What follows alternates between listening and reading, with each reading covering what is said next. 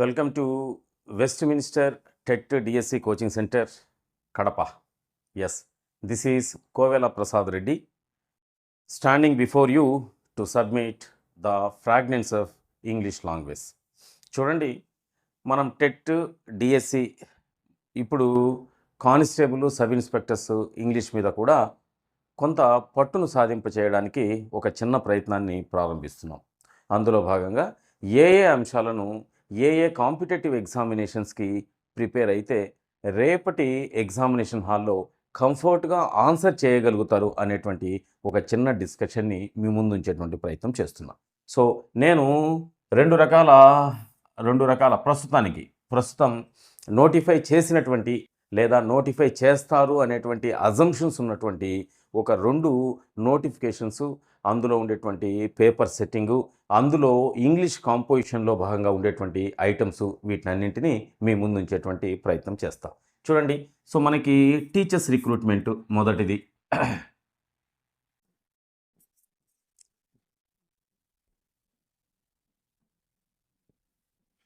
And then police అంటే either constable or sub inspector. So ఈ రెండింటికి సంబంధించి కేవలం ఇంగ్లీష్ ఏరియాను మాత్రమే ప్రస్తుతం మనం ఒక పైలట్ ప్రాజెక్ట్గా మీకు ఇంట్రడ్యూస్ చేసేటువంటి ప్రయత్నం చేస్తా. లేటర్ ఆన్ మిగిలినటువంటి సబ్జెక్ట్స్ను కూడా వాటికి సంబంధించినటువంటి ఎక్స్పర్టైజ్డ్ పర్సనాలిటీస్తో మీకు సబ్మిట్ చేయించేటువంటి ప్రయత్నం చేస్తాం. చూడండి, రెండింటిలో కూడా మనకి కామన్గా ఏముంటుంది అంటే ఇంగ్లీష్ గ్రామర్ ఉంటుంది. ఇంగ్లీష్ గ్రామర్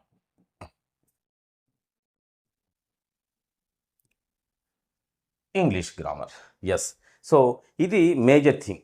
ఇంగ్లీష్ గ్రామర్ అనేటువంటిది టీచర్స్ రిక్రూట్మెంట్ అంటే టీచర్స్ ఎలిజిబిలిటీ టెస్ట్ టెట్లోకి మరియు డిఎస్సిలోకి రెండింటికి ఉపయోగపడేటువంటి ఇంగ్లీష్ గ్రామర్ని మనం డిస్కస్ చేయబోతున్నాం. అదేవిధంగా so police personnel recruitment board ఏదైతే ఉందో, పోలీస్ ఫోర్స్ను రిక్రూట్ చేసేటువంటి బోర్డు ఏదైతే ఉందో, అది ఆర్గనైజ్ చేసేటువంటి ఎగ్జామినేషన్స్లో భాగంగా కానిస్టేబుల్స్, సబ్ ఇన్స్పెక్టర్స్, సో వాళ్ళకి అవసరమైనటువంటి ఇంగ్లీష్ గ్రామర్ని నేను ముందుంచేటువంటి ప్రయత్నం చేస్తాను. ఇక లేటర్ ఆన్ సో ఐబిపిఎస్ కానీ, ఎస్ఎస్సి కానీ, ఆర్ఆర్బి కానీ, various competitive examinations where English is one of the parts to be examined. So వాటినన్నిటిని నేను మీ ముందు ఇచ్చేటువంటి ప్రయత్నం చేస్తా ఆ నోటిఫికేషన్స్ యొక్క న్యూస్కు అనుగుణంగా. అయితే ప్రస్తుతానికి ఇంగ్లీష్ గ్రామర్ అనేటువంటిది teachers recruitment, police, competitive examinations చెప్పినాం కదా, అన్నింటికీ ఒకేలా ఉండదు. సో గ్రామర్ కాంపోజిషన్ ఒకటే ఉండవచ్చు, గ్రామేరియన్స్ రిప్రజెంట్ చేసినటువంటి కాన్సెప్ట్స్ ఒకటే ఉండవచ్చు, కానీ అది nature of examination, nature of డ్యూటీని బేస్ చేసుకొని, అంటే టీచర్స్ రిక్రూట్మెంట్ ద్వారా రిక్రూట్ అయినటువంటి వాళ్ళను టీచర్స్గా రిక్రూట్ చేస్తారు. వాళ్ళకు అసైన్ చేసినటువంటి డ్యూటీలో భాగంగా ప్రైమరీ స్కూల్స్లో కానీ లేదా హై స్కూల్స్లో కానీ వాళ్ళ దగ్గర ఉన్నటువంటి ఇంగ్లీష్ లాంగ్వేజ్ యొక్క స్టఫ్ని ఎదురుగా ఉన్నటువంటి పిల్లలకి టీచ్ చేయవలసినటువంటి అవసరం ఉంటుంది. అయితే as for as police department personal is concern, అక్కడ వాళ్ళ యొక్క nature of duty, nature of job ఎలా ఉంటుంది, నేచర్ ఆఫ్ సర్వీస్ ఎలా ఉంటుంది అంటే, సో ఎదురుగా ఎవరైనా ఒక విక్టిమ్ వచ్చి, ఎవరైనా ఒక డిపెండెంట్ వచ్చి, so this is the thing to be registered in order to bring to the notice of Indian లా అని ఏదైనా ఒక విషయం చెప్పినప్పుడు, ఈ కేసు మీరు ఫైల్ చేయాలి సార్ అన్నప్పుడు, లేదా ఆ కేసుకు సంబంధించిన పూర్వాపరాలని అఫీషియల్స్ అడిగినప్పుడు, సో ఎవరైతే ఆ డ్రాఫ్టింగ్ పర్సన్ ఉంటాడో అతను ఇంగ్లీష్లో దానిని డ్రాఫ్ట్ చేయాల్సి ఉంటుంది. ఆ డ్రాఫ్టింగ్కి సంబంధించినటువంటి నాలెడ్జ్ని, ఇంగ్లీష్ గ్రామర్ని మనం ఇక్కడ డిస్కస్ చేయాలి. అర్థమవుతుందా? వీళ్ళ యొక్క డ్యూటీ వేరే, వీళ్ళ యొక్క డ్యూటీ వేరే. కాబట్టి ఇంగ్లీష్ గ్రామర్ ఒకటే ఉన్నప్పటికీ ఆ పేపర్ సెట్టర్ యొక్క ప్రియారిటీస్ అవి మారడానికి స్కోప్ ఉంటుంది అనేటువంటి విషయాన్ని మనం గుర్తుంచుకొని ముందుకెళ్తే సరిపోతుంది. అయితే ఓవరాల్గా ఇంగ్లీష్ గ్రామర్లో ఏముంటాయి, కాంపోజిషన్ ఏ ఎగ్జామినేషన్ అయినా కూడా వేటిని అడగడానికి ఛాన్సెస్ ఉంటుంది అనేటువంటి ఒక చిన్న విషయాన్ని మీతో షేర్ చేసుకున్న తర్వాత, టీచర్స్ రిక్రూట్మెంట్కి అయితే ఏ రకమైనటువంటి గ్రామర్ని ఏ రకంగా మనం ప్రిపేర్ కావాలి, as for as remaining examinations what is the strategy to be adapted in order to prepare our English for the sake of paper setters expectation అనేటువంటిది మీకు నేను చెప్పేటువంటి ప్రయత్నం చేస్తాను. సో మొట్టమొదట ఓవరాల్గా ఇంగ్లీష్ లాంగ్వేజ్కి సంబంధించినటువంటి ఏ రకమైనటువంటి అంశాలను చెక్ చేయడానికి స్కోప్ ఉంటుంది, ఛాన్సెస్ ఉంటుంది అనేటువంటి ఒక చిన్న డిస్కషన్లోకి వెళ్తున్నాను నేను. సో ఇది కదా మనం కాంపిటేటివ్ ఎగ్జామినేషన్స్లో భాగంగా ఇంగ్లీష్ లాంగ్వేజ్ని మనం డిస్కస్ చేయాలి. ఓకేనా? సో లాంగ్వేజ్ అనేటువంటిది దేనికోసం మొట్టమొదట ఇంట్రడ్యూస్ చేసినారు, లేదా ఆరిజినేట్ చేసినారు, లేదా దాన్ని కన్స్ట్రక్ట్ చేసినారు అనేటువంటి విషయాన్ని, ఆ పర్పస్ని మనం తెలుసుకున్నట్లయితే సో ప్రిపేర్ అయ్యేటువంటి విధానంలో ఏ రకమైనటువంటి మెలకువలను పాటించాలా అనేటువంటి దాని మీద మనకు క్లారిటీ వస్తుంది. సో లాంగ్వేజ్ అనేటువంటిది వాస్తవంగా ఎందుకు కనుక్కున్నారు అంటే మనలో ఉండేటువంటి ఐడియాస్ని ఎదుటి వ్యక్తికి చెప్పాలా అనేటువంటి ఉద్దేశంతో, అంటే కమ్యూనికేషన్ కోసం కనుక్కున్నారు దీన్ని. లాంగ్వేజ్ అనేటువంటిది దేనికి డిజైన్ చేసినారు మన యాన్సిస్టర్స్ లేదా మన యొక్క గ్రామేరియన్స్ను, హూ ఈ స్టాండింగ్ బిఫోర్ అస్. సో ఎందుకు మనకి ఇంగ్లీష్ లాంగ్వేజ్ అనేటువంటిది, not only English language, any language, అసలు లాంగ్వేజ్ అనేటువంటిది ఏ ఉద్దేశంతో పుట్టింది అని అంటే మనలో ఉండేటువంటి ఐడియాస్ని ఇతరులకు తెలియచేయడానికి మనకు తప్పనిసరిగా ఒక మీడియం కావాలి. ఆ మీడియం పేరే లాంగ్వేజ్. ఈ చెప్పేటువంటి విధానం అనేటువంటిది రెండు రకాలుగా నడుస్తుంది. మనలో ఉండేటువంటి ఐడియాస్ని ఇతరులకు తెలియచేయాలి అంటే ఆ చెప్పేటువంటి విధానం రెండు రకాలుగా ఉంటుంది. ఒకటి ఏంటి అంటే ఓరల్గా చెప్తాం మనం, రెండోది ఏంటి అంటే రిటర్న్గా చెప్తాం. ఓరల్గా, రిటర్న్గా. సో ఓరల్గా అంటే స్పోకన్ ఫామ్లో, రిటర్న్గా ఆన్ ద పేపర్. ఈ రెండు సందర్భాలలో, ఈ రెండు మార్గాల ద్వారా మాత్రమే మనం మనలో ఉండేటువంటి ఐడియాస్ని ఎదుటి వ్యక్తికి తెలియజేస్తాం. తెలియచేయడానికి ఒక లాంగ్వేజ్ అవసరం. అది ఏ లాంగ్వేజ్ అయినా కావచ్చు. అది ఒకవేళ ఇంగ్లీష్ లాంగ్వేజ్ అయితే మన యొక్క స్ట్రాటజీ ఎలా ఉండాలి అనేటువంటిది మనం ఇప్పుడు డిస్కస్ చేయబోతున్నాం. సో లాంగ్వేజ్ అనేటువంటిది ఏదో ఒక ఎగ్జామినేషన్లో, ఒక కాంపిటేటివ్ ఎగ్జామినేషన్లో యాస్పిరెంట్ యొక్క నాలెడ్జ్ని చెక్ చేయడానికి తయారు చేసింది అయితే కాదు కదా.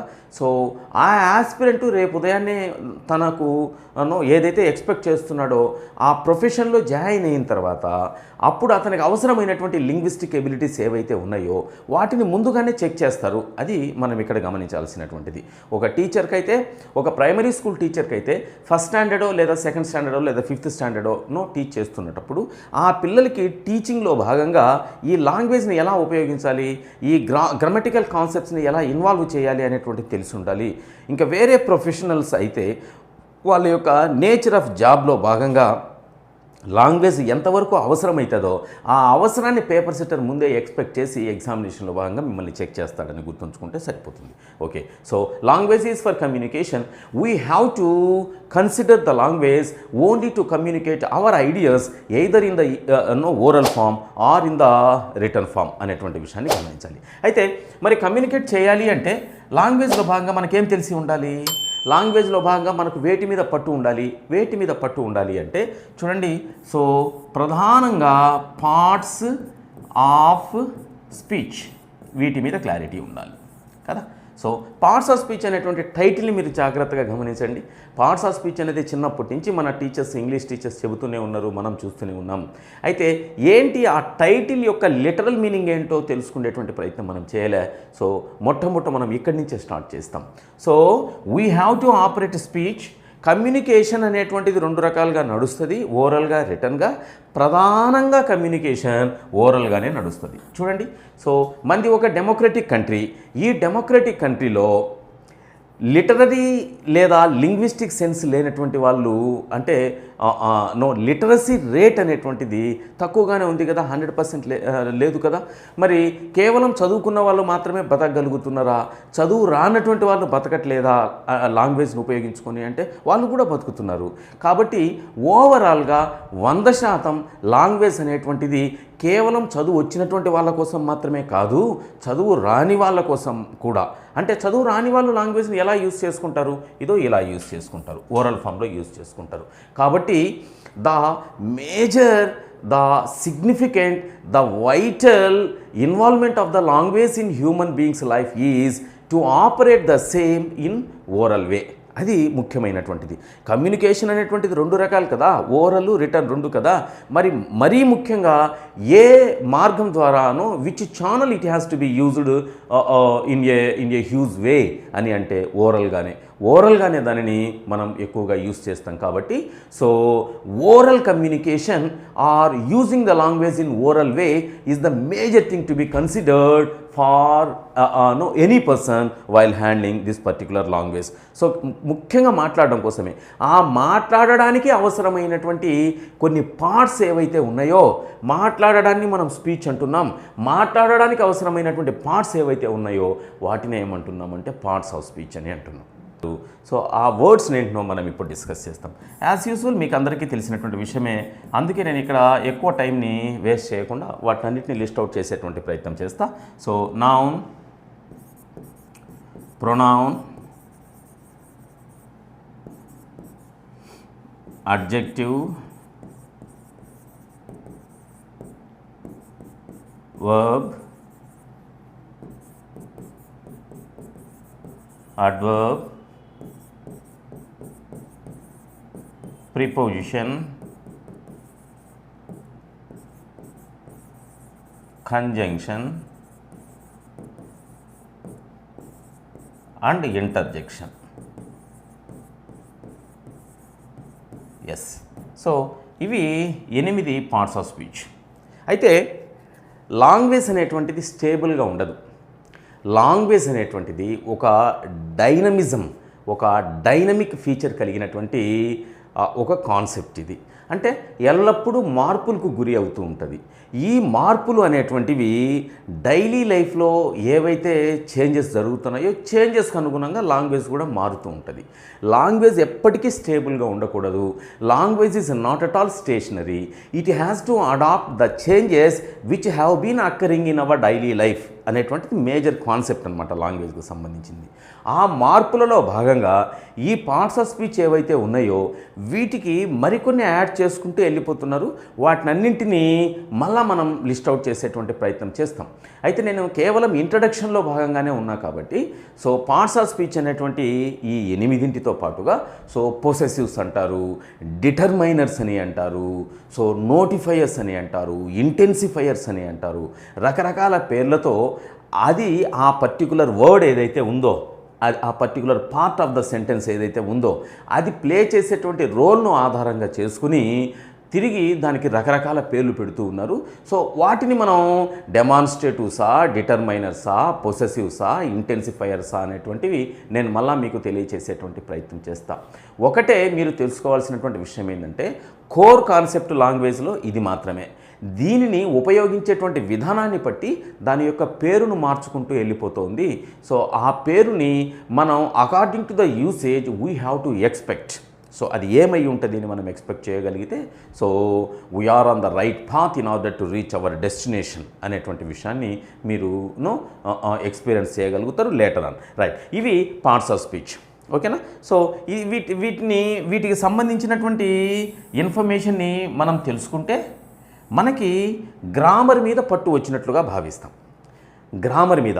సో నౌన్ అంటే ఏంటి, ఆ నౌన్స్ ఎన్ని రకాలుగా ఉన్నాయి, ఆ నౌను సెంటెన్స్లో ఎక్కడెక్కడ రావడానికి ఛాన్స్ ఉంది, ఆ నౌను అనేటువంటిది సెంటెన్స్లో దాని యొక్క ప్లేస్ ఏంటి, place of the noun in the sentence, వీటన్నింటి మీద మనం క్లారిటీ తెచ్చుకోవాలి. Okay, as far as pronoun is concern, ఈ ప్రొనౌన్ అనేటువంటిది ఎప్పుడైతే సెంటెన్స్లో నౌను రాని పరిస్థితి ఉంటుందో, లేదా సెంటెన్స్లో నౌన్ని పదే పదే యూస్ చేయలేని పరిస్థితి ఉంటుందో, అటువంటి పరిస్థితిలో మనం ఇంకొక పదాన్ని యొక్క సహాయాన్ని తీసుకోవాలి.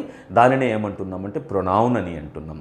Pronoun is a word which can be used in place of or in the place of a noun in the sentence. Noun స్థానంలో రాయడానికి ఉపయోగించేటువంటి దాన్ని ప్రొనౌన్ అని అంటాం. ఎన్ని రకాల ప్రొనౌన్స్ ఉన్నాయి, ఆ ప్రొనౌన్స్ యొక్క యూసేజ్ ఏంటి, ఆ ప్రొనౌన్స్ యొక్క రోల్ ఏంటి, the correct usage of a particular pronoun in the sentence. So వీటినన్నింటినీ మనం లేటర్ ఆన్ డిస్కస్ చేసేటువంటి ప్రయత్నం చేస్తాం. As far as adjective is concern, so this is a particular word which adds something to the meaning of a noun or pronoun in the sentence. ఏదైనా ఒక వాక్యంలో నౌన్ని ఉపయోగించే విధానం, ప్రొనౌన్ని ఉపయోగించే విధానం మనకు తెలిసిన తర్వాత ఆ నౌను లేదా ప్రొనౌన్ ఉపయోగించినటువంటి నౌను లేదా ప్రొనౌన్ల యొక్క అర్థాన్ని మరింత పెంచడానికి, మనం చెబుతున్నట్లయితే మన లిజనర్కు మరింతగా అర్థం కావడానికి, మనం రాస్తున్నట్లయితే మన రీడర్కి మరింతగా అర్థం కావడానికి ఆ నౌను ప్రొనౌన్ల యొక్క అర్థాన్ని పెంచేటువంటి ప్రయత్నం చేసేటువంటి పదాన్ని ఏమంటున్నామంటే అడ్జెక్టివ్ అని అంటున్నాం. సో ఈ అడ్జెక్టివ్స్ గతంలో ఉన్నటువంటి విధంగా కాకుండా ఇప్పుడు యూసేజ్ని బట్టి రకరకాల పదాలు, ఈ పదము అడ్జెక్టివ్ అవుతుందా కాదా అని క్లారిటీ మిస్ అవుతున్నటువంటి కొన్ని క్రూషియల్ కాంటెక్స్ట్ను కూడా మనం డిస్కస్ చేసేటువంటి ప్రయత్నం చేస్తాం. ఈ అడ్జెక్టివ్స్ని ఏదో 1, 2 కాకుండా ఒక సీక్వెన్స్లో 3, 4 ఒకదాని తర్వాత ఒకటిని యూస్ చేసినప్పుడు ఆ ఆర్డర్ ఆఫ్ అడ్జెక్టివ్స్ ఎలా ఉండాలో కూడా నేను మీకు ఎక్స్ప్లెయిన్ చేసేటువంటి ప్రయత్నం చేస్తాను.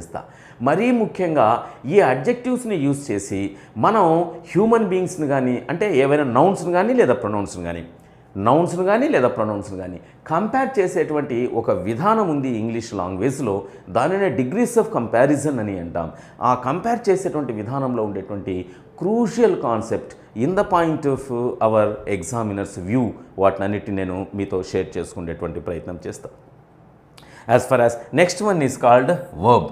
సో వర్బ్ అంటే ఇంగ్లీష్ లాంగ్వేజ్లో ప్రధానంగా మనకు చిన్నప్పటి నుంచి ఉన్నటువంటి ఒక ఐడియా ఏంటి అంటే, ఇది సబ్జెక్టు లేదా నౌను లేదా ప్రొనౌన్, సబ్జెక్ట్ అంటే ఏంటి, ఆబ్జెక్ట్ అంటే ఏంటి, ప్రతిదీ నేను క్లియర్గా ఎక్స్ప్లెయిన్ చేసేటువంటి ప్రయత్నం చేస్తా.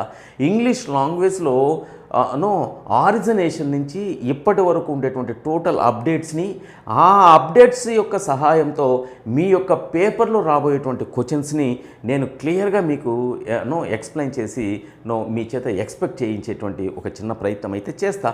But all of sudden, all at once, no, it is not possible to supply everything to you, no. So that's why this is an introductory part.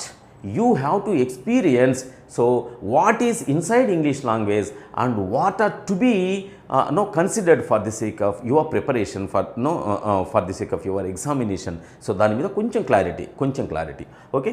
Yes, verb అనేటువంటిది గతంలో మనకు తెలిసినటువంటి విషయం ఏంటంటే ఇది ఒక యాక్షన్ వర్డ్ అని, నౌను లేదా ప్రొనౌన్ సెంటెన్స్లో చేసేటువంటి పనిని గురించి తెలియజేస్తుందని. అయితే లేటర్ ఆన్ వర్బ్ అనేటువంటిది రకరకాల పేర్లతో చాలా రకాలు వచ్చేసినాయి. ఆ రకాలు ఆ పర్టికులర్ వర్బు సెంటెన్స్లో ప్లే చేసేటువంటి రోల్ని ఆధారంగా చేసుకొని మనం ముందుకు పోయేటువంటి అర్థం చేసుకునేటువంటి ప్రయత్నం చేస్తాం. ఒక వర్బ్ అనేటువంటిది వర్బ్ అని డిసైడ్ అయిపోయినాం. అయితే ఆ వర్బ్ సెంటెన్స్లో అది ప్లే చేస్తున్నటువంటి రోల్ ఏదైతే ఉందో ఆ రోల్ను ఆధారంగా చేసుకొని ఆ వర్బ్కు పేరు ఇచ్చేటువంటి ప్రయత్నం జరుగుతూ ఉంది. సో టైప్స్ ఆఫ్ వర్బ్స్ నేను చెప్పేటువంటి ప్రయత్నం చేస్తాం. చాలామంది గ్రామేరియన్స్ ఏమంటారు అంటే verb is the breath of English language అని అంటారు. అంటే వర్బ్ సహాయంతోనే ఇంగ్లీష్ లాంగ్వేజ్ మేజర్గా ఆపరేట్ చేయబడుతుంది. ఒక నౌన్ లేకపోయినా, ఒక ప్రొనౌన్ లేకపోయినా కూడా, ఒక అడ్జెక్టివ్ లేకపోయినా, ఒక అడ్వర్బ్ లేకపోయినా కూడా, ఒక ప్రిపోజిషను, ఒక కంజంక్షన్, ఒక ఇంటర్జెక్షన్ లేకపోయినా కూడా మనం సెంటెన్స్ని ఆపరేట్ చేయవచ్చు వర్బ్ సహాయంతో. కాబట్టి వర్బ్ అనేటువంటిది చాలా చాలా ముఖ్యమైనటువంటి విషయాన్ని మీరు గమనించాలి. ఆ వర్బ్లో ఉండేటువంటి వెరైటీస్, ఆ వర్బ్ చేసేటువంటి రోల్, ఆ వర్బ్ యొక్క పొజిషన్ ఇన్ ద సెంటెన్స్, ఒక సెంటెన్స్లో వర్బ్ని ఎక్కడెక్కడ ఉపయోగించాలి, సో ఎన్ని రకాల వర్బ్ ఫామ్స్ ఉన్నాయి, వాటినన్నింటినీ మీతో నేను డిస్కస్ చేసేటువంటి ప్రయత్నం చేస్తాను. అడ్వర్బ్ అని అంటే వర్బ్ యొక్క అర్థాన్ని పెంచడానికి మాత్రమే ఉపయోగపడేటువంటి దాన్ని అడ్వర్బ్ అని అంటాం. నౌను లేదా ప్రొనౌన్ యొక్క అర్థాన్ని పెంచడానికి ఉపయోగపడేటువంటి దానిని అడ్జెక్టివ్ అని అంటాం. సో వర్బ్ యొక్క అర్థాన్ని పెంచేటువంటి దానిని అడ్వర్బ్ అని అంటాం.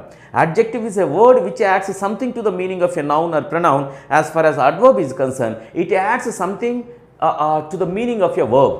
సో దీనికి మాడిఫైయర్ అని, దీన్ని క్వాంటిఫైయర్ అని, అంటే రకరకాల పేర్లతో పిలుస్తుంటారు. ఆ పేర్ల గురించి ఇప్పుడే మీకేం టెన్స్ ఫీల్ కావాల్సినటువంటి అవసరం లేదు. సో ఆ ప్రైమరీ నాలెడ్జ్, ఓహో అడ్వర్బ్ అని అంటే యాడ్స్ సంథింగ్ టు ది వర్బా, అడ్జెక్టివ్ అంటే adds something to the noun or pronoun in the సెంటెన్సా అనేటువంటి విషయాన్ని మీరు క్లియర్గా తెలుసుకుంటే సరిపోతుంది. ఇక ప్రిపోజిషన్ అనేటువంటిది మనం తెలుగులో విభక్తులతో ఈక్వేట్ చేసేటువంటి ప్రయత్నం చేస్తాం. సెంటెన్స్లో ఉండేటువంటి రకరకాల పదాల మధ్య సెంటెన్స్లో చాలా పదాలు ఉంటాయి కదా, ఆ పదాల మధ్య రిలేషన్ని మేకప్ చేయడానికి ఉపయోగించేటువంటి ఒక వర్డ్ని ఏమంటామంటే ప్రిపోజిషన్ అని అంటాం. వాటి మధ్యలో కోఆర్డినేషన్ని, ఆ పదాలన్నింటి మధ్యలో కోఆర్డినేషన్ని మెయింటైన్ చేస్తూ సెంటెన్స్కి ఫుల్ ప్లెడ్జెడ్గా మీనింగ్ని సప్లై చేసేటువంటి ఒక అద్భుతమైనటువంటి పార్ట్ ఆఫ్ స్పీచ్ని ఏమంటామంటే ప్రిపోజిషన్ అని అంటాం. సో ఈ ప్రిపోజిషన్స్ గురించి. ఇక కంజంక్షన్ అని అంటే, సో కంజంక్షన్ అంటే it's a word which connects something which are separated in form, which are isolated in form. విడివిడిగా ఉన్నటువంటి పదాలను ఒకదానితో ఒకటి కలిపి అర్థవంతంగా తయారు చేయడానికి ఉపయోగపడేటువంటి ఒక పార్ట్ ఆఫ్ స్పీచ్ని ఏమంటామంటే కంజంక్షన్ అని అంటాం. కంజంక్షన్కి సంబంధించినటువంటి సమాచారం అది. సో ఇప్పుడు మనం ఎక్కడికి వెళ్తున్నామంటే ఇంటర్జెక్షన్ దగ్గరికి వెళ్తున్నాం. సో కాంపిటేటివ్ ఎగ్జామినేషన్కి ఇంటర్జెక్షన్ అనేటువంటిది పెద్దగా ఉపయోగపడదు అనేటువంటి ఒక భావన ఉంది. అయితే దాని మీద కూడా రేపటి ఎగ్జామినేషన్లో ప్రశ్నలు ఏ విధంగా అడుగుతారు అనేటువంటిది నేను ఇంటర్జెక్షన్కి దాని యొక్క సప్లిమెంట్స్కి సంబంధించినటువంటి ఇన్ఫర్మేషన్ని ఎక్స్ప్లెయిన్ చేసేటప్పుడు సో మీకు తెలియజేస్తా. మొత్తానికి ఇవి 8 పార్ట్స్ ఆఫ్ స్పీచ్ కదా. ఈ 8 పార్ట్స్ ఆఫ్ స్పీచ్ మీద మీకు ఓవరాల్ క్లారిటీ ఉంటే దాన్ని ఏమంటామంటే ట్రెడిషనల్ గ్రామర్ అని అంటాం.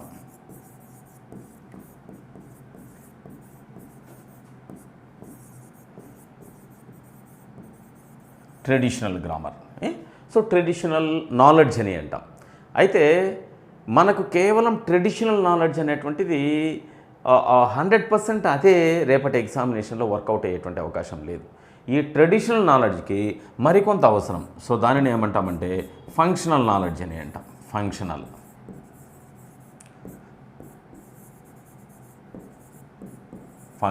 నాలెడ్జ్ లేదా ఫంక్షనల్ గ్రామర్ అవసరం. అంటే ఏదైతే మనం నేర్చుకుంటామో గ్రామర్, ఏదైతే మనం పట్టు సాధిస్తామో గ్రామర్ మీద, ఆ ట్రెడిషనల్ గ్రామర్ని డైలీ లైఫ్లో యూస్ చేసుకునేటువంటి ఒక చిన్న, ఇప్పుడు ఏ జాబ్ అయినా కూడా ఇంగ్లీష్ రేపు ఉదయాన్నే కానిస్టేబుల్ అయినా సబ్ ఇన్స్పెక్టర్ అయినా పార్ట్స్ ఆఫ్ స్పీచ్ ఎన్ని ఉన్నాయో చెప్పండి, లేకపోతే నౌన్స్లో ఉండేటువంటి టైప్స్ ఎన్ని ఉన్నాయో చెప్పండి నేను అడగరు కదా వాళ్ళ యొక్క నేచర్ ఆఫ్ డ్యూటీలో భాగంగా. సో ఏ రక ఆ ఇంగ్లీష్ గ్రామర్ని ఉపయోగించుకొని ఏ రకంగా బెనిఫిట్ అవుతాము అనేటువంటిది తెలుసుకోవాల్సినటువంటి అవసరం. సో ఆ బెనిఫిట్ అయ్యేటువంటి పరిస్థితి అంతటిని మనం ఎక్కడ డిస్కస్ చేస్తాము అంటే ఫంక్షనల్ నాలెడ్జ్లో, ఫంక్షనల్ గ్రామర్లో భాగంగా డిస్కస్ చేస్తాం. ఓకేనా. సో మొట్టమొదట నేను ట్రెడిషనల్ ఎక్స్పీరియన్స్ చేయించేటువంటి ప్రయత్నం చేస్తా. ఇంగ్లీష్ గ్రామర్లో ఉండేటువంటి టోటల్ అన్నింటినీ మీకు సమ్మప్ చేసి సబ్మిట్ చేసేటువంటి ప్రయత్నం చేస్తా. ఆ తర్వాత ఒక్కొక్కటే వాటిని డైలీ లైఫ్లో ఎట్లా యూస్ చేసుకోవాలి, నౌన్ యొక్క యూసేజ్ డైలీ లైఫ్లో ఎలా ఉంటుంది, నౌన్ని ఏ పొజిషన్స్లో ఒక సెంటెన్స్లో యూస్ చేయవచ్చు అనే దగ్గర నుంచి స్టార్ట్ చేసి మీకు టోటల్గాను మీ ముందు ఉంచేటువంటి ప్రయత్నం చేస్తా. అయితే కేవలం సాధారణంగా అన్ని డిజిటల్ ప్లాట్ఫామ్స్లో కూడా గ్రామర్ అంటే ఇదే చెబుతుంటారు. అయితే మనం కొంచెం ఇన్నోవేటివ్గా ఏం చేస్తాము అంటే ఆ పర్టికులర్ కోర్సు ఏదైతే ఉందో ఆ కోర్స్ని మనం టేకప్ చేసేటప్పుడు, అది టీచర్స్ రిక్రూట్మెంటా, లేకపోతే కానిస్టేబుల్ సబ్ ఇన్స్పెక్టరా, లేకపోతే రైల్వే రిక్రూట్మెంట్ బోర్డా, లేకపోతే ఐబీపీఎస్ఆ, స్టాఫ్ సెలక్షన్ కమిషనా, సో అందులో ఉండేటువంటి ప్రీవియస్ క్వశ్చన్ పేపర్స్ని తీసుకుంటూ ఆ ప్రీవియస్ క్వశ్చన్ పేపర్స్లో భాగంగా మనం డిస్కస్ చేస్తున్నటువంటి అంశాల మీద ప్రశ్నలు ఏ విధంగా వచ్చి ఉన్నాయి, వాటిని ఆన్సర్ ఏ విధంగా చేయాలా అనేటువంటి విషయాన్ని మీకు ఇక్కడ ఎక్స్ప్లెయిన్ చేస్తూ, ఇక అడగడానికి ప్రాబబిలిటీ స్కోప్ ఉన్నటువంటి మరికొన్ని ప్రశ్నలు కూడా నేను ఎక్స్పెక్ట్ చేసేటువంటి ప్రయత్నం చేస్తా. దానివల్ల ఫుల్ ప్లెడ్జెడ్గా మీకు క్లారిటీ ఉంటుంది. సో ప్రాక్టీస్ చేసుకోవడానికి కూడా నెంబర్ ఆఫ్ క్వశ్చన్స్ని నేను పీడిఎఫ్ రూపంలో మీకు so whoever interested so can be asked to download, వాళ్ళకు కూడా నేను వేరే ప్రయత్నం చేయిస్తా. సో ఓవరాల్గా ఇది గ్రామర్కు సంబంధించినటువంటి పరిస్థితి. అయితే ఈ గ్రామర్ ఏదైతే ఉందో ఈ గ్రామర్ని మనం ఫంక్షనల్గా యూస్ చేసుకునేటువంటి ఒక పరిస్థితి మీద కూడా మనకు క్లారిటీ ఉండాలి. అప్పుడు మాత్రమే పేపర్ సెటర్ యొక్క ఎక్స్పెక్టేషన్స్ని మనం ఫుల్ఫిల్ చేయగలుగుతాం కదా. సో ఇది గ్రామర్. అయితే ఈ గ్రామర్కు మాత్రమే కాకుండా నేను కేవలం టీచర్స్కి మాత్రమే ఉపయోగపడేటువంటి మరొక అంశాన్ని కూడా నేను టేకప్ చేస్తా. సో కేవలం టీచర్స్కి మాత్రమే ఉపయోగపడేటువంటి మరొక అంశం ఏంటి అంటే సో ఇంగ్లీష్ మెథడాలజీ.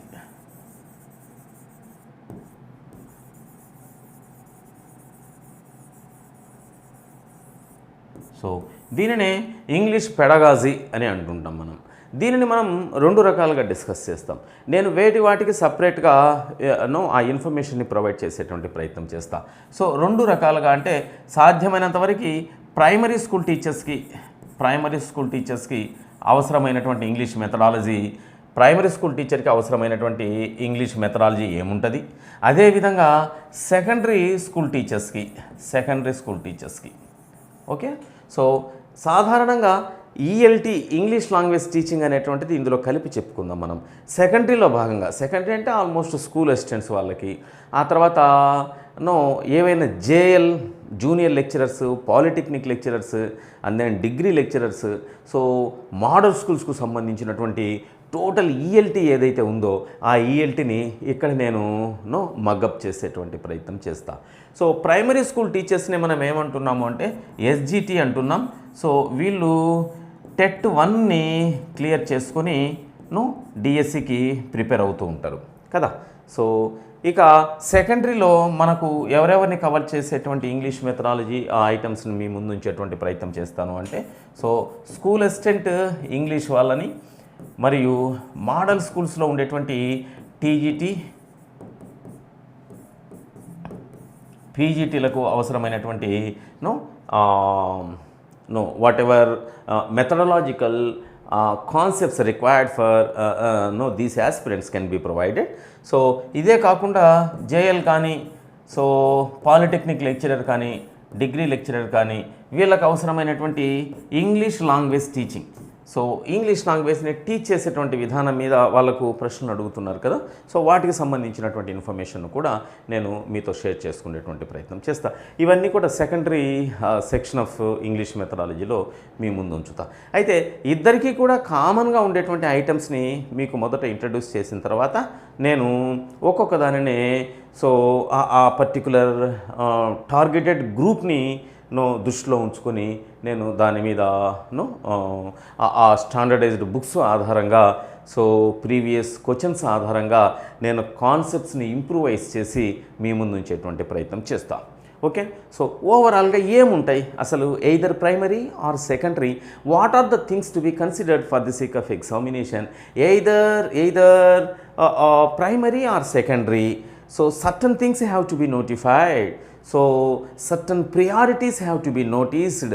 సో అవి ఏంటి అనేటువంటి దాన్ని నేను మీ ముందు ఉంచేటువంటి ప్రయత్నం చేస్తాను. చూడండి, సాధారణంగా మెథడాలజీ, ఇంగ్లీష్ మెథడాలజీ అంటే మనకు ఈ యూనిట్స్ని కామన్గా డిస్కస్ చేయాల్సి ఉంటుంది. ఏంటి అంటే ఆస్పెక్ట్స్ ఆఫ్ ఇంగ్లీష్ అనేటువంటిది మొదటి యూనిట్గా మనం డిస్కస్ చేయాలి. సో రెండవది objectives of English, objectives of teaching English. Yes. So ఇది రెండవ యూనిట్గా మనం కన్సిడర్ చేయాలి. ఇక మూడవది, సో ఫోనెటిక్స్ అనేటువంటిది ఇటీవల కాలంలో చాలా ఎక్కువ ప్రాధాన్యతని సంతరించుకున్నటువంటి యూనిట్గా మనం తీసుకుంటున్నాం ఫోనెటిక్స్. సో ఇక నాలుగవది development of language skills, development of language skills. ఇక ఐదవది approaches, methods and techniques.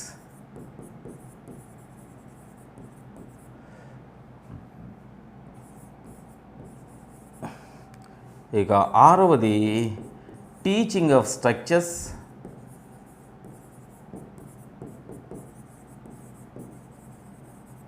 And vocabulary. So అది 6th యూనిట్గా మనం కన్సిడర్ చేస్తాం. సో 7th యూనిట్ నేను పైన రాస్తున్నా. So teaching learning materials. 8th యూనిట్ని లెసన్ ప్లానింగ్. 9th యూనిట్ని curriculum and text book. 10th యూనిట్ని ఎవాల్యుయేషన్. సో ఇవి ప్రధానంగా ఈ 10 యూనిట్స్ మీద ఎగ్జామినేషన్కి మనకు క్వశ్చన్స్ అడగడానికి ప్రాబబిలిటీ ఉంది. Okay. So primary school aspirants అయినా, సెకండరీ స్కూల్ యాస్పిరెంట్స్ అయినా కూడా సో ఈ 10 ఏరియాస్ మీద మొట్టమొదట పట్టు సాధించాలి. ఇది ఓవరాల్గా ప్రిస్క్రైబ్డ్ సిలబస్. సో ఒక యాస్పిరెంట్ ఈ ఫండమెంటల్ ఇన్ఫర్మేషన్ మీద పూర్తి పట్టు సాధించినట్లయితే దాని మీద అప్లికేషన్ టైప్ ఆఫ్ క్వశ్చన్స్ ఏ విధంగా అడగడానికి ఛాన్సెస్ ఉన్నా, అంటే ఏ విధంగా అడిగినా కూడా ఆన్సర్ చేయడానికి ఆ ప్రాబబిలిటీ స్కోప్ అనేది పెరగడానికి ఛాన్సెస్ ఉంది. సాధారణంగా స్టూడెంట్స్ ఏం చేస్తారు అంటే ఆ సిలబస్ని అకాడమిక్ టెక్స్ట్ బుక్లో ఏముందో దాన్ని అంతా కూడా టోటల్గా ఎక్స్పీరియన్స్ చేయించేటువంటి ప్రయత్నం చేస్తూ ఉంటారు. సో అకాడమిక్ టెక్స్ట్ బుక్ను కంప్లీట్ చేస్తే ఎగ్జామినేషన్లో ప్రతి క్వశ్చన్ని మనం ఆన్సర్ చేయగలుగుతామని. అయితే దీని పేరు ఏంటి అంటే ఇంగ్లీష్ మెథడాలజీ. ఇది మెథడాలజీ అంటే ఏంటి అంటే so how A particular thing can be submitted to the class room. So ఆ ప్రాక్టికల్ నాలెడ్జ్ మీద క్లారిటీ ఉండాలి. సిలబస్ అంతా మీరు తెలుసుకోవడం కాదు. సిలబస్ ఏముంది, 10 నిమిషాల్లో దీంట్లో ఉండేటువంటి ఐటమ్స్ అన్నింటినీ కూడా నేను మీకు ఎక్స్ప్లెయిన్ చేయగలుగుతా. అయితే ఆ తెలుసుకోవడం కాదు ముఖ్యం, ఏదైతే కంపోజ్డ్ సిలబస్ ఉందో, ఏదైతే ఎక్స్పెక్టెడ్ అవుట్కమ్ ఉందో, ఏంటది ఆ యొక్క టెక్స్ట్ బుక్ రైటర్ యొక్క ఎక్స్పెక్టెడ్ అవుట్కమ్. సో ఆ అవుట్కమ్ని క్లాస్ రూమ్లోకి అప్లై చేయగలిగేటువంటి ఆ ఫీజిబిలిటీ తెలిసి ఉండాలి ఆస్పిరెంట్కి. సో ఇందులో భాగంగా ఈ ఐటమ్స్ని ఏ విధంగా మనం అప్లై చేయాలనేటువంటి ప్రాక్టికల్ నాలెడ్జ్ని షేర్ చేయడానికి నేను ఎక్కువ టైం తీసుకునేటువంటి ప్రయత్నం చేస్తాను. సాధారణంగా 2 తెలుగు రాష్ట్రాల్లో ఉండేటువంటి నా స్టూడెంట్స్ అంతా కూడా సో ఇంగ్లీష్ మెథడాలజీను సో కేవలం హైదరాబాద్ సిటీలో ఉండేటువంటి వాళ్ళు నేను చెప్పినటువంటి ఇంగ్లీష్ గ్రామరు మరియు లిటరేచర్ క్లాసెస్, సో నా క్లాసెస్ వింటున్నప్పుడు వాటిని రీకాల్ చేసుకోవచ్చు మీరు. అయితే కేవలం అలాగే కాకుండా అంటే what ever I submitted earlier may not be repeated here, may not be imitated here. గతంలో లాగా కాకుండా ఈ ప్రజెంట్ ట్రెండ్స్ ఏవైతే ఉన్నాయో, ఇటీవల జరిగినటువంటి నోటిఫికేషన్స్ ఏవైతే ఉన్నాయో, ఎగ్జామినేషన్స్ ఏవైతే ఉన్నాయో, ఆ ఎగ్జామినేషన్స్లో ఉండేటువంటి పేపర్స్ని అనలైజ్ చేస్తూ మన దగ్గర ఉండేటువంటి స్టాక్ నాలెడ్జ్ని ఏ విధంగా దానిని ఎగ్జామినేషన్ పేపర్ సెట్టర్ యొక్క పల్స్కి అనుగుణంగా మనం మౌల్డ్ చేసుకోగలుగుతాం అనేటువంటి విషయాన్ని నేను డిస్కస్ చేయడానికి ఎక్కువ సమయాన్ని తీసుకుంటా. చూడండి, సో నేను బ్రీఫ్ చేస్తా. ఆస్పెక్ట్స్ ఆఫ్ ఇంగ్లీష్ అని అంటే ఇంగ్లీష్ లాంగ్వేజ్ ఏదైతే ఉందో, మనం లాంగ్వేజ్ మీద పట్టు సాధించినాం కదా. అసలు లాంగ్వేజ్లో గ్రామర్ అనేటువంటిది మేజర్ పోర్షన్. సో ఈ ఇంగ్లీష్ లాంగ్వేజ్ యొక్క ఆస్పెక్ట్స్ అంటే రకరకాల డైమెన్షన్స్లో ఇంగ్లీష్ లాంగ్వేజ్ యొక్క ఆ బ్యాక్గ్రౌండ్ ఇన్ఫర్మేషన్ని డిస్కస్ చేసేటువంటి ప్రయత్నం ఇక్కడ జరుగుతుంది. సో ఆ బ్యాక్గ్రౌండ్ ఇన్ఫర్మేషన్లో భాగంగా ఇంగ్లీష్ లాంగ్వేజ్ యొక్క హిస్టరీ కావచ్చు, ఇంగ్లీష్ లాంగ్వేజ్ యొక్క నేచర్ కావచ్చు, ఇంగ్లీష్ లాంగ్వేజ్ని టీచ్ చేయడానికి ఉండేటువంటి రకరకాల ప్రాబ్లమ్స్ కావచ్చు, సో ఆ ప్రాబ్లమ్స్కి సొల్యూషన్స్ కావచ్చు. Background information which may not at all useful to the student teacher in order to use in he's daily teaching process. మన క్లాస్ రూమ్లో ఉపయోగపడదు ఇందులో ఉండేటువంటి ఇన్ఫర్మేషన్. ఇదంతా కూడా ఏదైతే క్లాస్ రూమ్లో ఉపయోగపడదో అదంతా కూడా ఫ్యాక్ట్ ఓరియంటెడ్ ఇన్ఫర్మేషన్ కిందకి వెళ్ళిపోతుంది అన్నమాట. ఓకే, సో ఆ ఫ్యాక్ట్ ఓరియంటెడ్ ఇన్ఫర్మేషన్ అంటే ఒక స్టూడెంట్ టీచర్కి ఇంగ్లీష్ లాంగ్వేజ్ యొక్క బ్యాక్డ్రాప్ తెలిసి ఉండాలనేటువంటి ఉద్దేశంతో పెట్టినటువంటి యూనిట్ ఆస్పెక్ట్స్ ఆఫ్ ఇంగ్లీష్. ఏంటి ఆ ఆస్పెక్ట్స్ అనేటువంటివి, ఇంగ్లీష్ లాంగ్వేజ్ని ఎన్ని ఆస్పెక్ట్స్లో ఒక స్టూడెంట్ టీచర్ ఎక్స్పీరియన్స్ చేయాలనేటువంటి నేను మీకు ఎక్స్ప్లెయిన్ చేసేటువంటి ప్రయత్నం చేస్తాను. ఇక objectives of teaching English. So ఇక్కడి నుంచి మనకి అప్లైడ్ ఇన్ఫర్మేషన్ లేదా practical knowledge of a student teacher can be clearly checked out. ఎక్కడి నుంచి? ఆబ్జెక్టివ్స్ ఆఫ్ టీచింగ్ ఇంగ్లీష్ గురించి, ఇంగ్లీష్ దగ్గర నుంచి. సో మనకి ఇంగ్లీష్ లాంగ్వేజ్ని టీచ్ చేసేటప్పుడు కొన్ని ఆబ్జెక్టివ్స్ని సెట్ చేసి ఉంటారు. ఆ ఆబ్జెక్టివ్స్ ఏంటో మనం ఇక్కడ డిస్కస్ చేయాలి. ఈ ఆబ్జెక్టివ్స్ అనేటువంటివి ఒక ప్రైమరీ స్కూల్ టీచర్కి, ఒక బడ్డింగ్ లెర్నర్ని అంటే nursery kindergarten, so nursery కిండర్ గార్టెన్ని హ్యాండిల్ చేసేటప్పుడు, so including first second class వరకు, సో సెకండ్ క్లాస్ వరకు కొన్ని ఆబ్జెక్టివ్స్ ఉంటాయి. థర్డ్, ఫోర్త్, ఫిఫ్త్లకి ఆబ్జెక్టివ్స్ మారిపోతాయి. ఆ మారిపోయేటువంటి ఆబ్జెక్టివ్స్ మీద మనకు పట్టు రావాలి. సాధారణంగా ఏం చేస్తారంటే 4 లాంగ్వేజ్ స్కిల్స్ మీద పట్టు సాధింప చేయడమే ఇంగ్లీష్ లాంగ్వేజ్ని టీచ్ చేసేటువంటి టీచర్ యొక్క మేజర్ ఆబ్జెక్టివ్ అని ఫీల్ అవుతున్నారు. అయితే ఆ ఆబ్జెక్టివ్ అనేటువంటిది according to the expectations of the dependent those objectives can be shuffled, మారిపోయే అవకాశం ఉంది. వాటి మీద నేను క్లియర్ లైన్ ఇచ్చేటువంటి ప్రయత్నం చేస్తా. ఏం హర్రీగా నో డంప్ చేయాల్సినటువంటి అవసరం లేదు. ఎందుకంటే సబ్జెక్టు నేనే చెబుతున్నా, నా ఎదురుగా ఉండేటువంటి నా యొక్క వెల్ విషర్స్కే నేను చెబుతున్నా కదా. సో కాబట్టి ఏదో గంటకో అర్ధగంటకో మొత్తం కంప్లీట్ చేసేసి వీడియో అయిపోయిందని కాకుండా, so every slight layer can be no touched, so in order to make you to be stronger. So కాబట్టి నేను ఈ ప్రయత్నం అయితే చేస్తా. సో ఇక్కడ ఏంటి ఆబ్జెక్టివ్స్? ఫోనెటిక్స్ అనేటువంటిది లాంగ్వేజ్ యొక్క ప్రొనౌన్సియేషన్కి సంబంధించి. సో ఆ ప్రొనౌన్సియేషన్లో భాగంగా syllabification, stress, intonation, total 44 sounds in English language. ఆ వొవెల్తో వచ్చేటువంటి సౌండ్స్ ఏంటి, ఆ కాన్సోనెంట్స్తో వచ్చేటువంటి సౌండ్స్ ఏంటి, వొవెల్స్తో వచ్చేటువంటి సౌండ్స్లో మోనాప్థాంగ్స్ ఏంటి, డిప్థాంగ్స్ ఏంటి, అండ్ దెన్ కాన్సోనెంటల్ సౌండ్స్లో భాగంగా వాయిస్డ్ ఏంటి, అన్వాయిస్డ్ ఏంటి, ఓవరాల్గా 44 ఆ ఫోనెటిక్ ట్రాన్స్క్రిప్షన్ ఆధారంగా, రిప్రజెంటేషన్ ఆధారంగా మీకు ఆ సౌండ్స్ అన్నింటినీ నేను ఇంట్రడ్యూస్ చేసేటువంటి ప్రయత్నం చేస్తా. Okay, development of language skills చూడండి.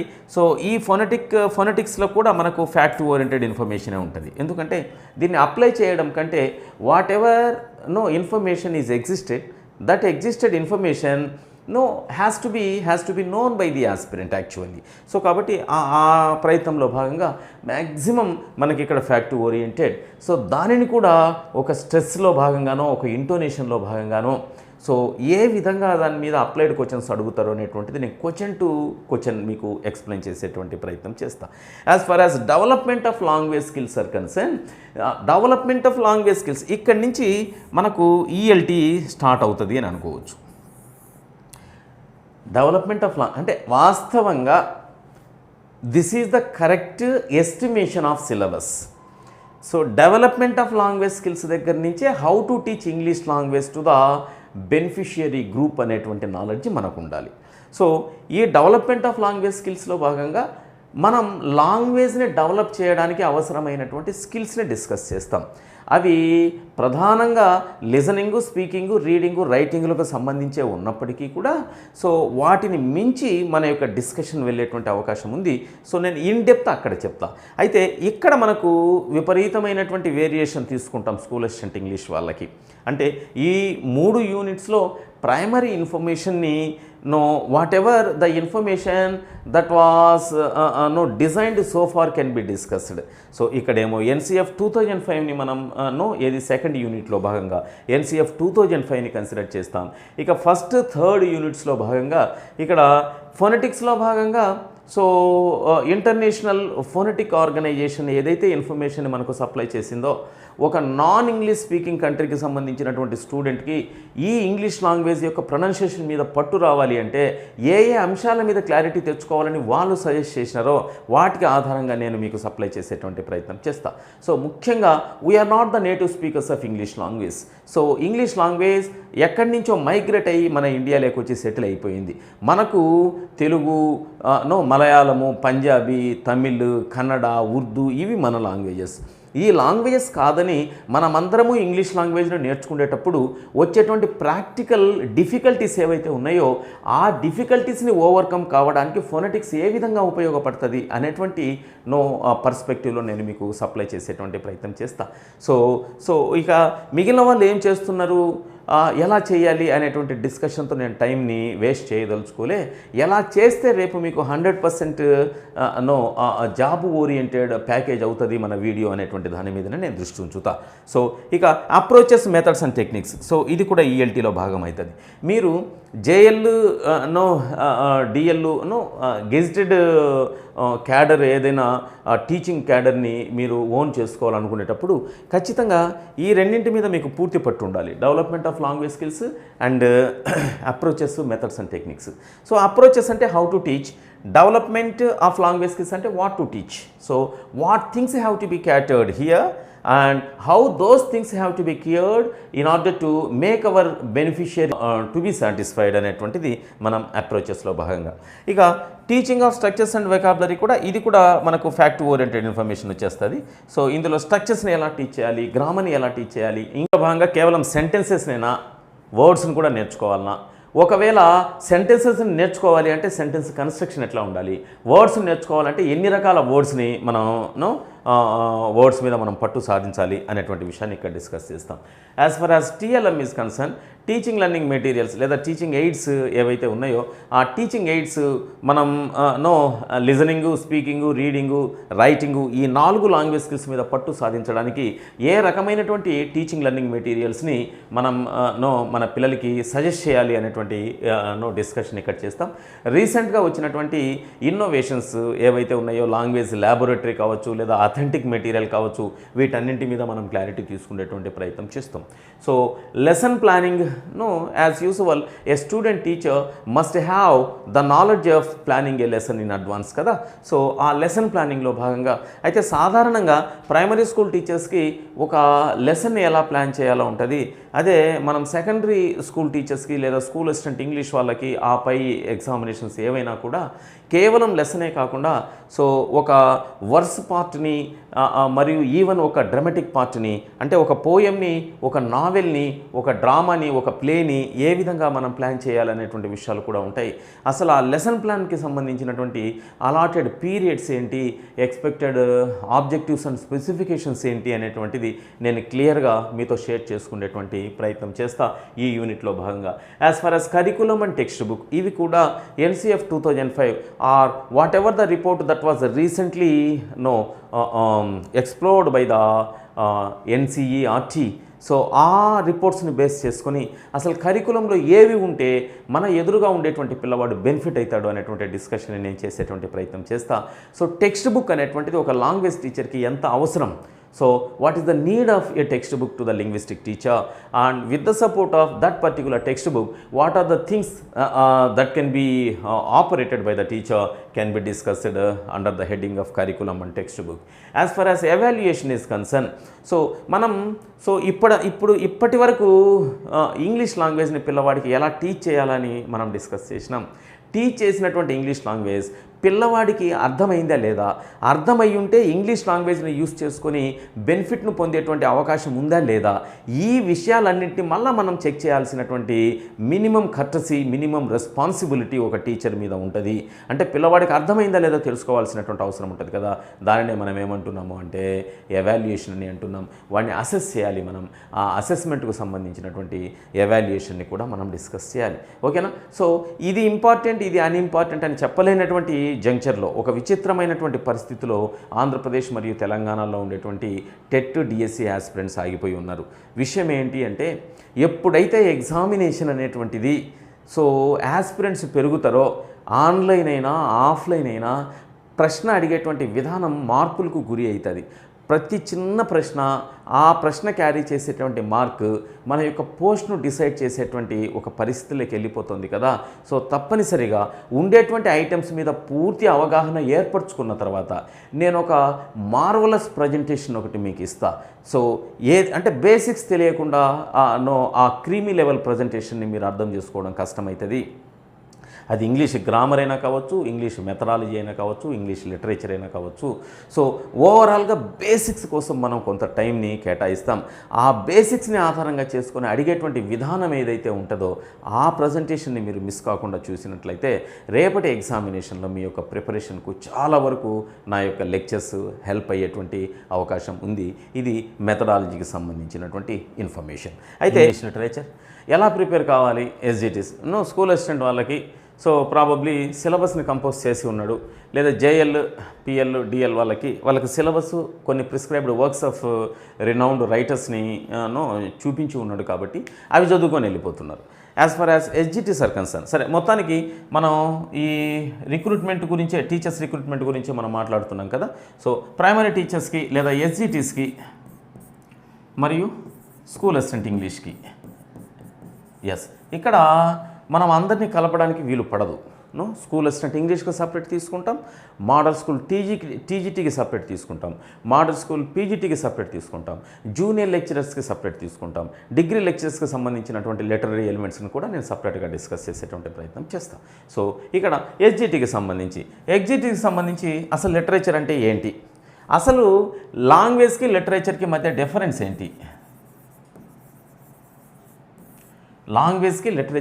డిఫరెన్స్ ఏంటి, ఏదైనా మనలో ఉండేటువంటి ఐడియాస్ని కమ్యూనికేట్ చేయడానికి ఒక మీడియం ఉపయోగపడితే, ఒక ఛానల్ ఉపయోగపడితే ఆ ఛానల్నే లాంగ్వేజ్ అని అంటాం.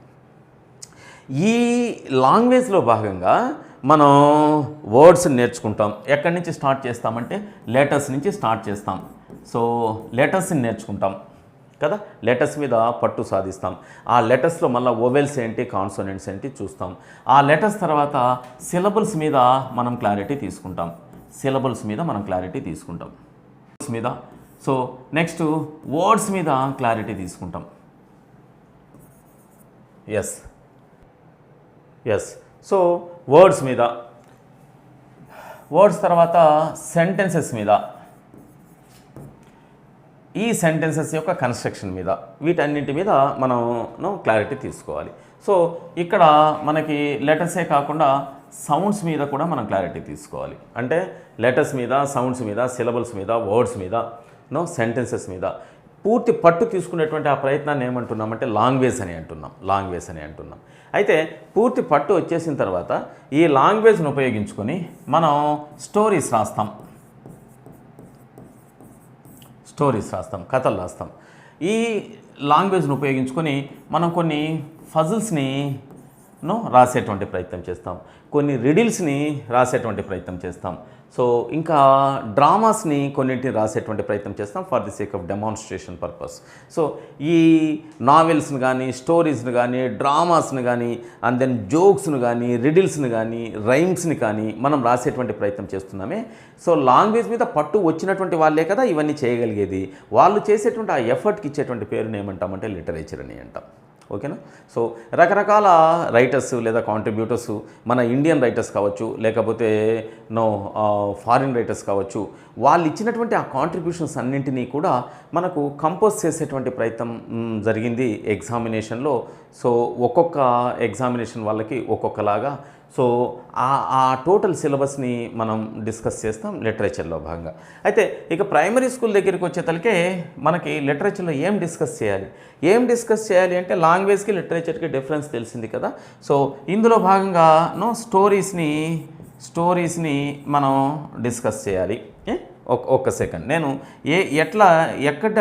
ఎక్కడి నుంచి స్టార్ట్ చేసి ఎక్కడికి ల్యాండ్ చేస్తానో ఒక్కసారి మీరు గమనించినట్లయితే ప్రిపరేషన్ మీద ఒక క్లారిటీ వస్తుంది. సో ఇక డ్రామాస్, అవును. సో ఇక పోయమ్స్, అవును. సో ఇక ఎస్ఎస్,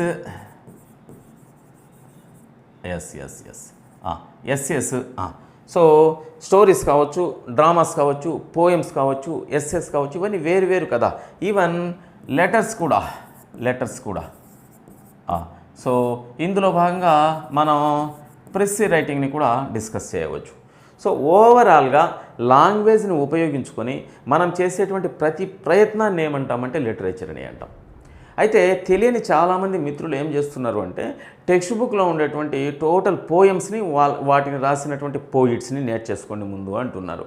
సో లెసన్స్ని ఒకవేళ అదేదైనా ఒక డ్రామాటిక్ ఫామ్ అయితే, డ్రామాటిక్ జానర్ అయితే, సో దాన్ని రాసినటువంటి అంటే షేక్స్పియర్ రాసినటువంటి ఏవైనా మనకు డ్రామాస్ పెట్టి ఉంటే సో వాటికి సంబంధించినటువంటి నేర్చేసుకోండి సరిపోతుంది, అదే లిటరేచర్ అంటున్నారు. ఇది చాలా wrong concept and misguided concept. ఇది ఓవరాల్గా ఒక ఎస్జిటికి రేపు ఉదయాన్నే అప్ టు 5th స్టాండర్డ్ లేదా అప్ టు 7th స్టాండర్డ్ ఏ రకమైనటువంటి స్టోరీసు లేదా డ్రామాసు లేదా పోయమ్సు లేదా ఈవెన్ ఎస్సేస్ వచ్చినప్పుడు వాటిని చిన్నపిల్లలకి ఎక్స్ప్లెయిన్ చేయడానికి అవసరమైనటువంటి ఆ లిటరరీ సెన్స్ ఏదైతే ఉందో దానిని అడిగేటువంటి ప్రయత్నం చేస్తాడు తప్పితే సో ఆ పేర్లు ఈ పేర్లు రావచ్చు, ఒక ప్రశ్న అది కూడా రావచ్చు. ఏంటది? పలాని పోయంని ఎవరు రాసినారు అంటే మన టెక్స్ట్ బుక్లో ఉండి ఉండవచ్చు. సాధ్యమైనంత వరకు మీరు స్టేట్ సిలబస్ను మాత్రమే చూసుకుంటే ఇబ్బంది అవుతుంది. స్టేట్ సిలబస్తో పాటుగా అంటే ఎస్సీఆర్టీ బుక్స్తో పాటుగా ఎన్సీఆర్టీ సెవరల్ వేరియన్స్ ఉన్నాయి కదా. సో అవి కేంద్రీయ విద్యాలయాస్లో ఉండవచ్చు, లేకపోతే ఇంకేదైనా సిబిఎస్ఈలో ఉండవచ్చు. సో టోటల్గా అప్ టు 7th స్టాండర్డ్ లేదా 8th స్టాండర్డ్ వరకు ఉండేటువంటి అన్నింటినీ మీరు కలెక్ట్ చేసుకునేటువంటి ప్రయత్నం, అన్నింటి మీద పట్టు సాధించేటువంటి ఒక చిన్న ప్రయత్నం చేయాలి. ఆ పట్టును నేను సాధింపజేస్తాను. మొత్తం టోటల్ బుక్స్ని, ఎన్సీఆర్టీ బుక్స్ని, అన్ని రకాల వేరియంట్స్ ఆఫ్ ఎన్సీఆర్టీ, మన దేశంలో ఎన్సీఆర్టీ ఎన్ని రకాల స్కూల్స్కి ఎన్ని రకాల కరికులంతో ముందుకెళ్తుంది అనేటువంటి విషయాన్ని నేను తీసుకొని వాటన్నిటిని పేజ్ నెంబర్లతో సహా మీకు చూపించేటువంటి ప్రయత్నం చేస్తాను. సరే, ఓవరాల్గా విషయం ఏంటి అంటే, సో ఇక్కడ గ్రామర్ అంటే సెంటెన్సెస్ కానీ, వర్డ్స్ కానీ, సిలబుల్స్ కానీ, లేదా లెటర్స్ కానీ వీటి మీద ఏమీ ప్రశ్నలు అడగరు. ఎక్కడ లిటరేచర్లో భాగంగా ఎస్జిటి గురించి మాత్రమే చెబుతున్నా. స్కూల్ అసిస్టెంట్ ఇంగ్లీష్ని వాళ్ళ యొక్క సిలబస్ ఆధారంగా మనం ఎక్స్ప్లెయిన్ చేసేటువంటి ప్రయత్నం చేస్తాం. అయితే ఇక్కడ లెటర్లో ఏ రకమైనటువంటి లాంగ్వేజ్ని యూజ్ చేస్తారు, ప్రెస్సీ రైటింగ్లో లాంగ్వేజ్ని ఎట్లా ప్రిసైజ్ చేస్తారు, అసలు పారాగ్రాఫ్ అంటే ఎన్ని లైన్స్ ఉండాలి, పారాగ్రాఫ్లో ఉండేటువంటి మేజర్ మీనింగ్ని క్యారీ చేసేటువంటి సెంటెన్స్కి ఏమని పేరు, సో ఎన్ని పారాగ్రాఫ్లు ఉన్నట్లయితే సో ఆ పర్టికులర్ కాంపోజిషన్ని మనం ప్రెస్సీ అని అంటాం. అంటే ఒరిజినల్ టెక్స్ట్కి రాసిన తర్వాత ఉండేటువంటి టెక్స్ట్కి చేసినప్పుడు కంపేర్ చేసినప్పుడు మనం ప్రిసైజ్ చేసినాము అని అనిపించుకోవాలి అంటే ఒరిజినల్ మీనింగ్ మిస్ కాకుండా ఏ రకమైనటువంటి మోడిఫికేషన్స్ చేసేటువంటి విధానం ఎట్లా. లిటరేచర్లో మీరు గమనించాల్సింది ఏంటి అంటే, ఒక 10 పారాగ్రాఫ్స్ ఉండేటువంటి ఒక ఆర్టికల్ మీ చేతిలో పెట్టి precise this paragraph without losing the original meaning, అది మేజర్ థింగ్ అనమాట. సో 10 పారాగ్రాఫుల్ని ఏ 4 పారాగ్రాఫులుగా మీరు మార్చి నేను ప్రెస్సీ రాసినాను అంటే అట్లా కుదరదు అనమాట. ఆ 4 పారాగ్రాఫులుగా రాయడానికి మీరు ఏదైతే స్ట్రాటజీని టేకప్ చేసినారో ఆ స్ట్రాటజీ మీద ప్రశ్నలు అడగడానికి ఛాన్స్ ఉంటుంది, ఎందుకంటే మనం టీచర్లం కాబట్టి. ఓకేనా?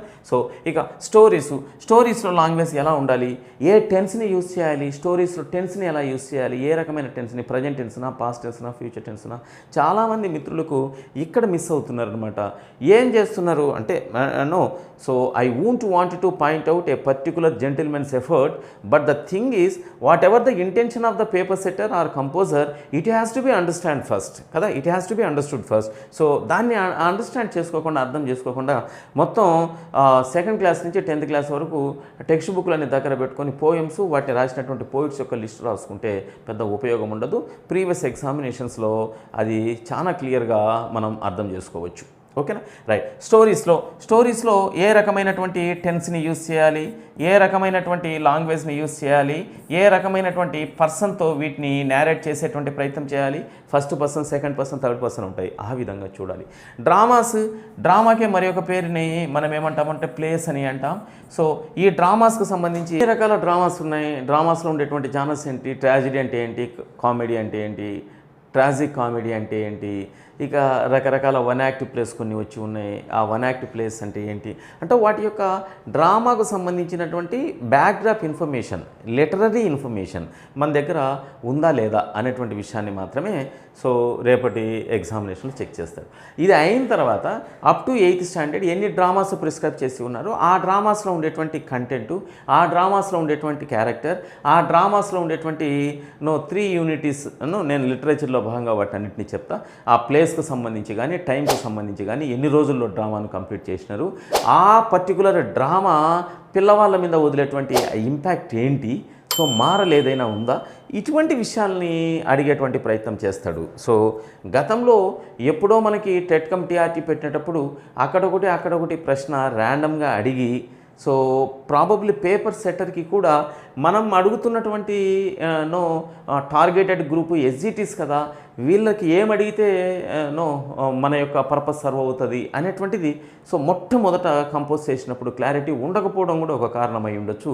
పేపర్లో ప్రశ్నలు సో ఎట్లంటే అట్లా ర్యాండమ్గా అడిగి సో క్లారిటీ లేకుండా కంపోజ్ చేసి ఉన్నారు. అయితే ఈసారి జరిగేటువంటి ప్రయత్నంలో మాత్రం ఎవరికి అడుగుతున్నారు, దేనికి అడుగుతున్నారు, ఎట్లా అడగాలి అనేటువంటిది పూర్తి క్లారిటీ ఉంటుంది. ఆ క్లారిటీకి సంబంధించినటువంటి అనాలిసిస్సే నేను చేస్తున్నా. As far as poems are concern, ఈ పోయమ్స్ అనేటువంటివి లోయర్ క్లాసెస్లో మనం రైమ్స్ అంటున్నాం. సో రైమ్స్ లేదా జింగిల్స్ అని అంటున్నాం లోయర్ క్లాసెస్లో. క్లాసెస్ పెరిగే కొద్దీ అప్ టు 10th స్టాండర్డ్ లేదా ఇంటర్మీడియట్కి వచ్చే కొద్దీ సో ఈ పోయమ్స్ యొక్క వెయిటేజ్ కూడా పెరుగుతూ ఉంది కదా, అవి సప్లై చేసేటువంటి మీనింగ్ యొక్క వెయిటేజ్ కూడా పెరుగుతూ ఉంది కదా. రైట్, పోయమ్స్లో ఉండేటువంటి వెరైటీస్ని, ఆ పోయమ్స్లో యూజ్ చేసేటువంటి ఆ ఫిగరేటివ్ లాంగ్వేజ్ ఉంటుంది, ఆ లాంగ్వేజ్ని, ఆ పోయమ్స్కి రకరకాల పేర్లు ఎందుకు వచ్చినాయి, ఆ పోయమ్స్లో ఒకవేళ ఫోక్ ఎలిమెంట్స్ కలిసినట్లయితే పోయమ్స్కి ఏమని పేరు వస్తుంది, డ్యాన్స్ కలిస్తే ఏమని పేరు వస్తుంది, మ్యూజికల్ ఇన్స్ట్రుమెంట్స్ కలిస్తే ఏం పేరు, ఇది ప్రైమరీ ఇన్ఫర్మేషన్. దీనికి ఏం ఎక్కువగా టైం కూడా అవసరం లే, మ్యాటర్ ఆఫ్ మినిట్స్లోనే మనం క్లారిటీ తీసుకోవచ్చు. ఆ తర్వాత ప్రిస్క్రైబ్డ్ పోయం దగ్గరికి రావాలి. ఆ విలియం వర్డ్స్వర్త్ది ఏదైనా ఒక పోయం పెట్టినారు అంటే ఏ 3rd క్లాస్ 4th క్లాస్ పిల్లవాడికి అందులో ఉండేటువంటి కంటెంట్, సో ఆ పోయం అనేటువంటిది ఎగ్జాక్ట్గా అది ఎక్స్ట్రాక్టెడ్ ఫామా లేకపోతే అబ్రిడ్జ్డ్ ఫామా అనేటువంటిది కూడా మనం తెలుసుకోవాలి. ఏదైనా ఒక మేజర్ వర్క్లోంచి తీసుకొచ్చి ఒకవేళ పెట్టి ఉంటే మేజర్ వర్క్ గురించి కూడా తెలుసుకునేటువంటి ప్రయత్నం చేయాలి. ఓకేనా? సో ఇది పోయమ్స్. ఇక యాజ్ యూజువల్ ఎస్సేస్. సో వీటన్నింటి మీద క్లారిటీ తీసుకునేటువంటి ప్రయత్నం ఓవరాల్గా ఒక 4-5 గంటల సమయంలో మనం ఎస్జిటికి లిటరేచర్ని ఎలా ప్రిపేర్ కావాలి అనేటువంటిది మీకు నేను అసలు నేర్చుకోకుండానే గుర్తుంచుకునేటువంటి ఒక చిన్న కాన్సెప్ట్ని మీకు ప్రొవైడ్ చేయించేటువంటి ప్రయత్నం చేస్తాను. ఇక school assistant English, model school TGT English literature, model school PGT English literature, JL junior lecturers English literature అనేటువంటివి ఆ పర్టికులర్ సిలబస్ని మీకు డిస్ప్లే చేసి సో ఆ సిలబస్ని మీకు ఎక్స్ప్లెయిన్ చేసేటువంటి ప్రయత్నం చేస్తా. కాబట్టి అయితే ఆ సిలబస్ కంటే ముందే కామన్గా కొన్ని ఏరియాస్ ఉంటాయి. పోయం అంటే ఏంటి, ప్రోజ్ అంటే ఏంటి, నావెల్ అంటే ఏంటి, డ్రామా అంటే ఏంటి, షార్ట్ స్టోరీ అంటే ఏంటి, సో వీటన్నింటి మీద మనం పూర్తి క్లారిటీ తీసుకోవాలి. కొన్ని లిటరరీ టర్మ్స్ ఉంటాయి, ఆ లిటరరీ టర్మ్స్ మీద కూడా మనకు పూర్తి పట్టు వచ్చేటువంటి ప్రయత్నం చేయాలి. ఆ లిటరరీ టర్మ్స్ పోయిట్రీకి సంబంధించి సపరేట్గా ఉంటాయి, డ్రామాకు సంబంధించి సపరేట్గా ఉంటాయి, నావెల్కు సంబంధించి సపరేట్గా ఉంటాయి, షార్ట్ స్టోరీకి సంబంధించి సపరేట్గా ఉంటాయి, బయోగ్రఫీకి, ఆటోబయోగ్రఫీకి. సో ఈ లిటరరీ ఎఫర్ట్స్ అన్నింటి మీద మీకు ఒక ఓవరాల్ వ్యూ, ఎ బర్డ్స్ ఐ వ్యూ నేను ఇచ్చేటువంటి ఒక ప్రయత్నం చేస్తా. అది అయిన తర్వాతనే కంపోజ్డ్ సిలబస్లోకి వెళ్తా. సిలబస్ని ఎక్స్ప్లెయిన్ చేసేటప్పుడు తిరిగి మనం ఏవైతే బేసిక్స్ను బ్యాక్గ్రౌండ్ ఇన్ఫర్మేషన్ డిస్కస్ చేసినామో దాన్ని మళ్ళీ కోరిలేట్ చేసేటువంటి ప్రయత్నం చేస్తా. దీనివల్ల ఓవరాల్గా మీకు రేపటి ఎగ్జామినేషన్లో మ్యాక్సిమం అప్పర్ హ్యాండ్ రావడానికి ఛాన్స్ ఉంటుంది. సరే, ఈ సిలబస్ని డిస్కస్ చేయడం లేదా సిలబస్ను సప్లై చేయడానికి చాలా పబ్లికేషన్స్ ఉన్నాయి మార్కెట్లో, అవి చేస్తూ ఉంటాయి. అయితే ఒక 1-to-1 ప్లాట్ఫామ్లో మనం ఉన్నాం కదా.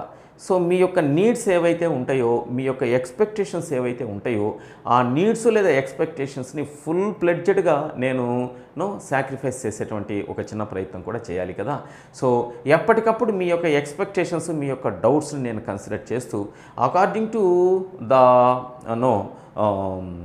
Diploid doubts by you, so టోటల్గా నా యొక్క ప్రాసెస్ని ఎప్పటికప్పుడు మౌల్డ్ చేసుకునేటువంటి ప్రయత్నం చేస్తా.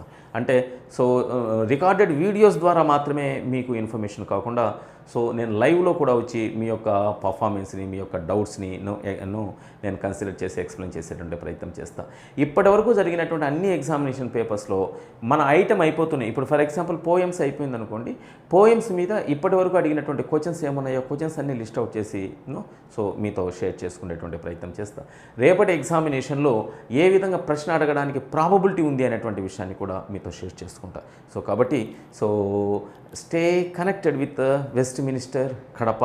So every expectation of yours can be satisfied and catered in a successful way. Thank you.